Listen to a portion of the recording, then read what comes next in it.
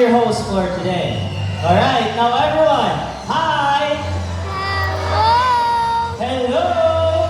Hi! Okay, now to make sure you're all set and ready, when I say who, you say haha. Who?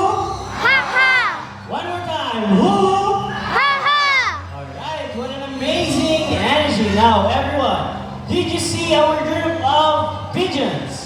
Yes! Well, did you know that pigeons can remember places and can find their way back home, no matter how far they will go? That's because pigeons were used as messengers to carry out messages to our friends, families, and loved ones. Now, ladies and gentlemen, please sit back, relax, and enjoy as our fine-footed friends will showcase their natural behavior, will invite guest participation, and share important environmental message. But the question is, are you ready to be amazed to our fine-footed friends? Now let's get this show started. Now to start off, let me call our bird trainer here on stage, Miss Jihan. And to welcome our blue and gold Makone, Amigo.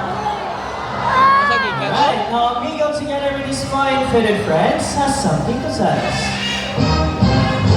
Welcome to Cebu Safari's Bird Show. Now ladies and gentlemen, Amigo originates from South America but lives in the rainforests of Brazil. As he is a very responsible bird, he loves to see his environment clean.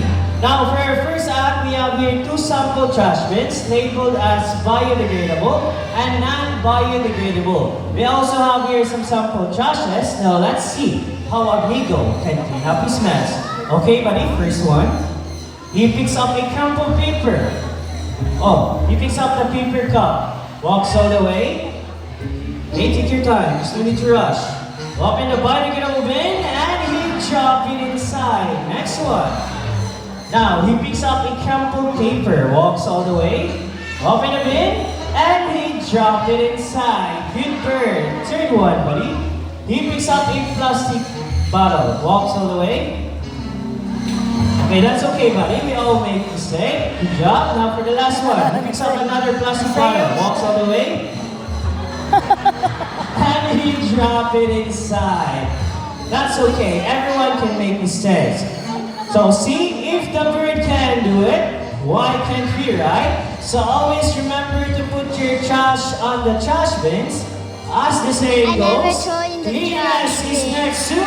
Godliness! That's right, godliness.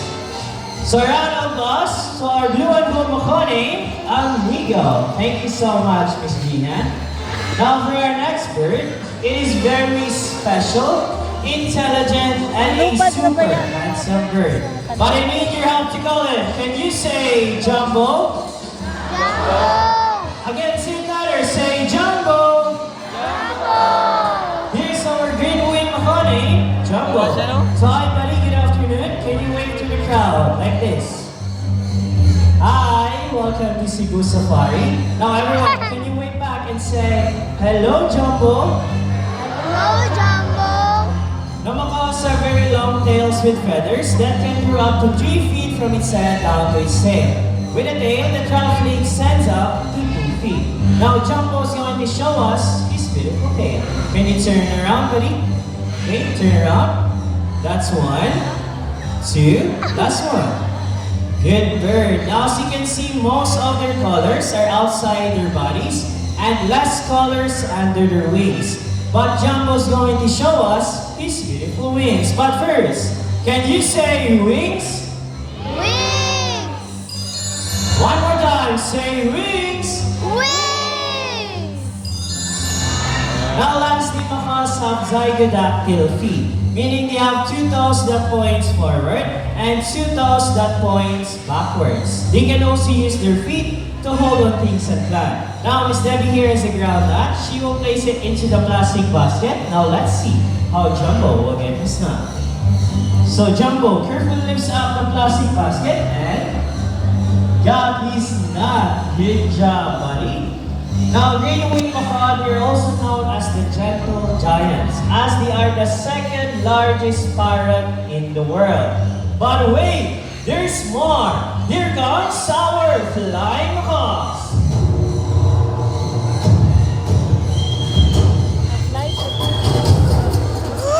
Oh, wala, nakita So na. we have a total of 3 flying macaws named Tony, Harry, and Harley.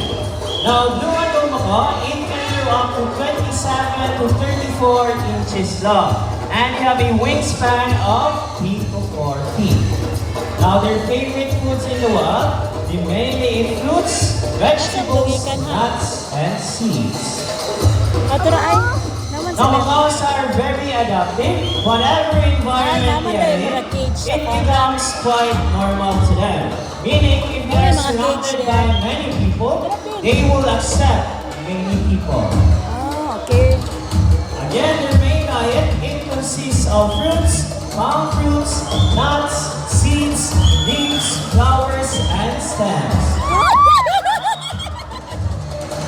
Now, they have a strong beak that can easily crunch nuts and seeds with an impressive bite force of 500 to 700 psi.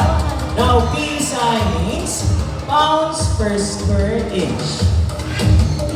Now, there are around 400 species of parrots in the world, and blue and gold macaw rank as the third largest parrots in the world.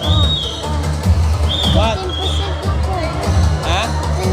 10% na po. Now, their lifespan in the wild, they have a long lifespan. They can live up to 30 to 60 May power bank mo, years mama? with proper care. Masaksak? Oh, Isaksak? masa. Nakay So, ko. round of applause to our flying macaws. Thank you so much to our bird trainers. Now, ladies and gentlemen, at this moment, I need an adult volunteer. So, adult volunteer who is not afraid of the birds. Just raise your hand if you Ikaw want pa. to volunteer. Ma, ikaw pa. So, we have here our volunteer staff, Ate Elma. She'll be the one who'll pick out the volunteer. And I think we already have our adult volunteer. Okay, sir? Kindly follow Ate Elma and listen to her instructions. Okay, now I need everyone's cooperation, so please sit down. And do not try to reach out or touch our birds. It is for your own safety. Ano, mag-charge ka? Nakay connector? Nakay connector? Ito sa bag. Okay, now sir, just stand still, relax, and don't I-pause na din, i-pause. Now sir, are you ready? No. Now we're all set and ready. Now ladies and gentlemen, I want you to meet our group of Sancuñors. Now Sancuñors, they are very playful, social, and have a very loud voice.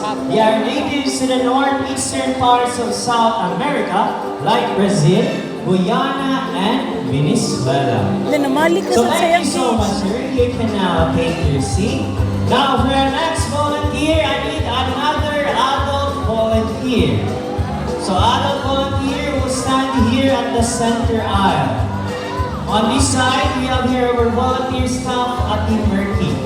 She'll be the one who will pick out the volunteer. Okay, now ma'am, please be careful going down, ma'am, and watch your step.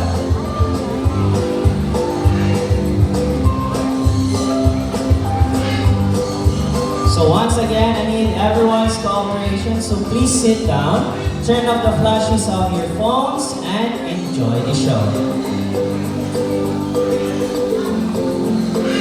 Now for our adult volunteer, face the crowd, stand still, and lastly, smile at the camera. Nasa itong mga...